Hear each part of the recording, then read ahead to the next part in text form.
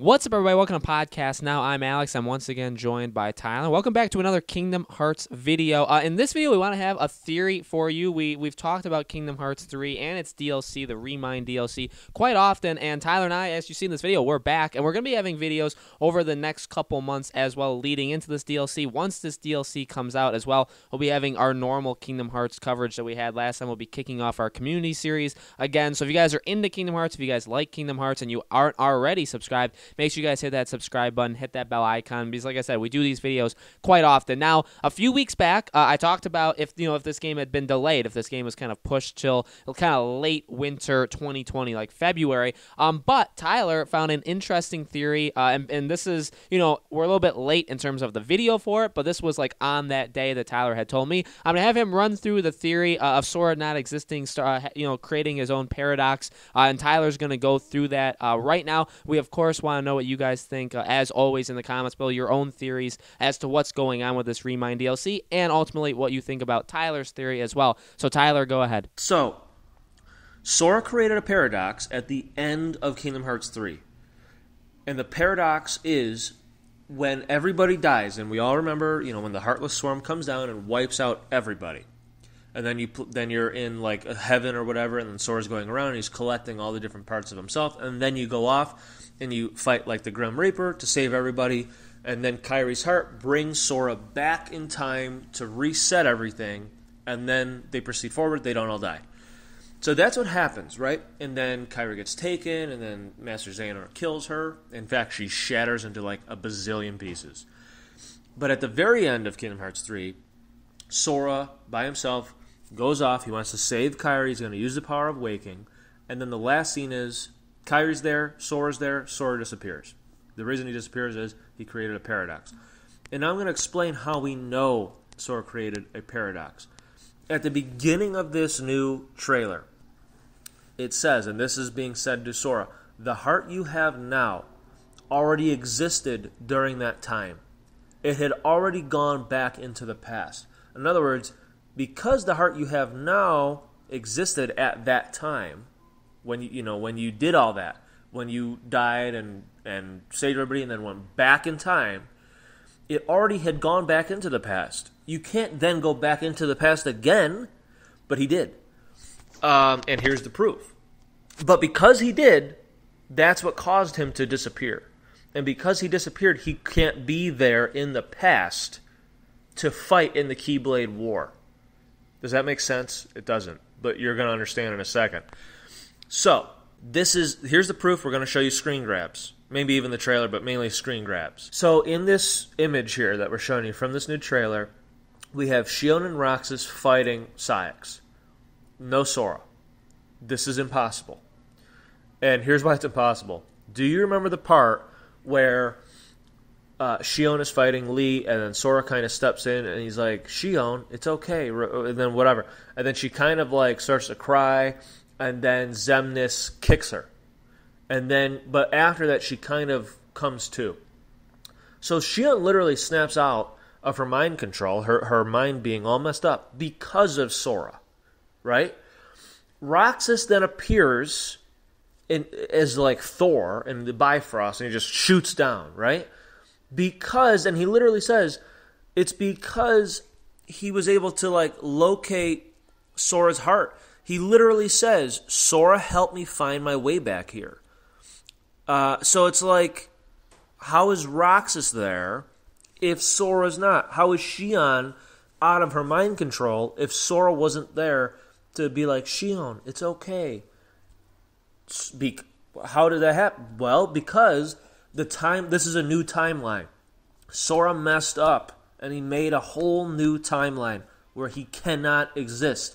Things still have to proceed as the way that they're supposed to proceed. Because the light does, like, that was like fate. The light will defeat the dark.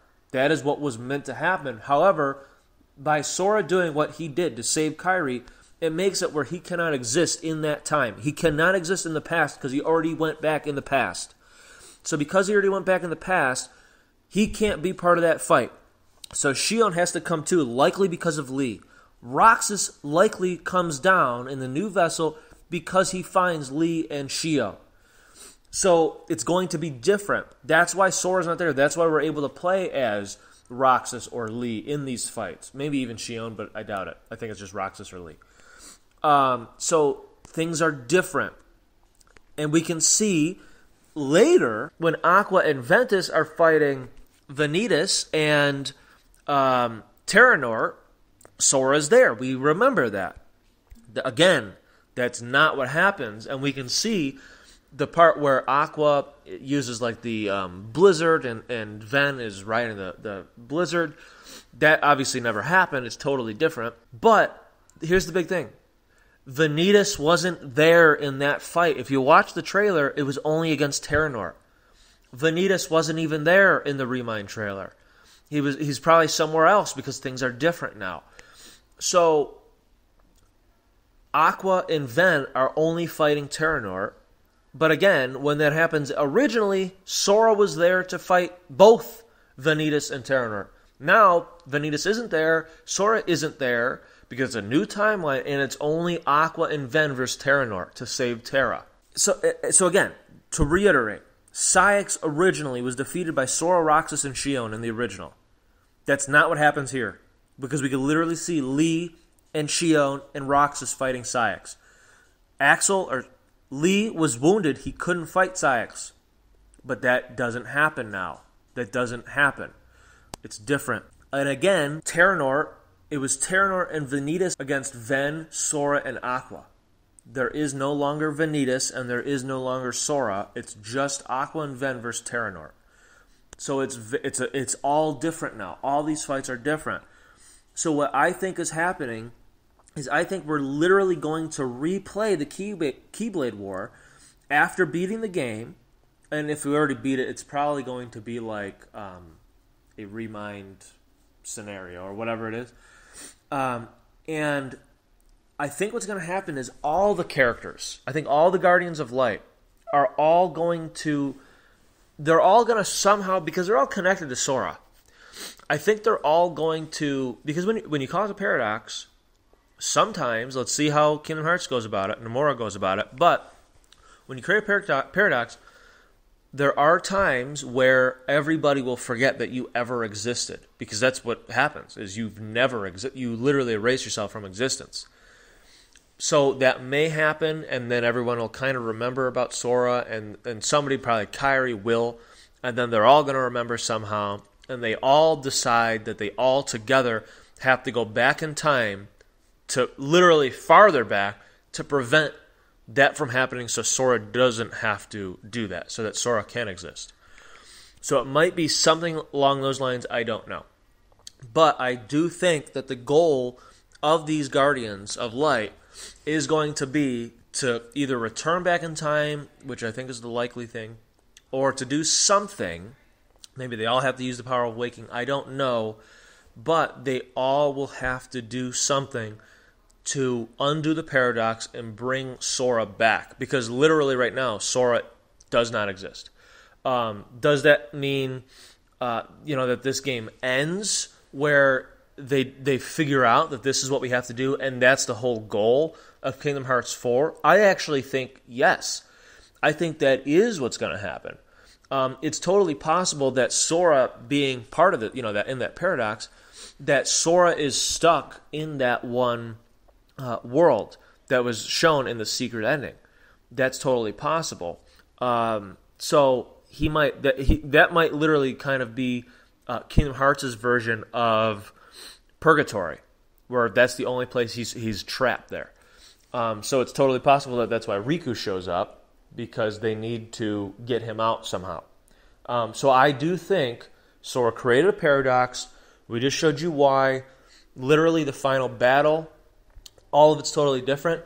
I have a feeling that we're going to be playing as Riku against Master Xehanort. I think it'll be different, completely different, because I think it's ironic and interesting that they show everybody. We saw Lee as a playable character, Roxas is a playable character, Aqua. They didn't show Riku. So I think they're saving Riku for something a lot bigger. So very interesting. And I do think that this will be the like the aha moment that will shoot us right into the plot line of the next Kingdom Hearts game, Kingdom Hearts 4. I truly believe that. So let us know in the comments below, guys. What do you think about this theory? Put in the comments below anything also you guys want us to talk about Kingdom Hearts related. We're going to be having more videos talking about Kingdom Hearts' Remind DLC leading up to it. Once we get a release date, whenever that ends up happening, we'll be starting our community series again where we do weekly videos. And then when the game comes out, we'll be covering the game just like we did with Kingdom Hearts 3. So if you guys liked what we did before, we're going to be doing that right back how we did it. We're very, very excited for that to happen. We want it to happen sooner than later. It does seem like this is going to take a little while, January, February, but as soon as we get that release date, we'll be making loads more videos for you guys. Make sure you guys are subscribed. Hit that bell icon so you guys know when these videos go up. And thank you, as always, for watching. We will see you all on the next video.